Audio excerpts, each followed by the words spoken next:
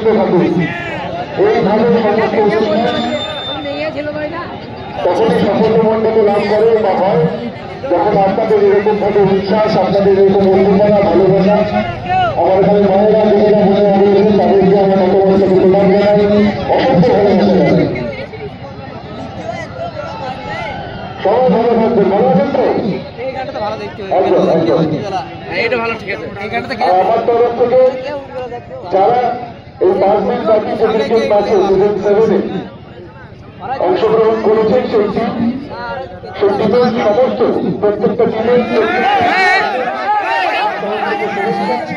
এবং কারণ খেলা মানেই হার জিত আছে, কিন্তু খেলা থেকে তারা এরকম ভাবে অংশগ্রহণ করেছে, এটাই সব থেকে বড় প্রাপ্তি এবং এটাই সব থেকে বড় স্পোর্টসম্যানশিপের পরিচয়। তো আমার তরফ থেকে তাদের জন্য অসংখ্য শুভেচ্ছা এবং অভিনন্দন। অসংখ্য ধন্যবাদ।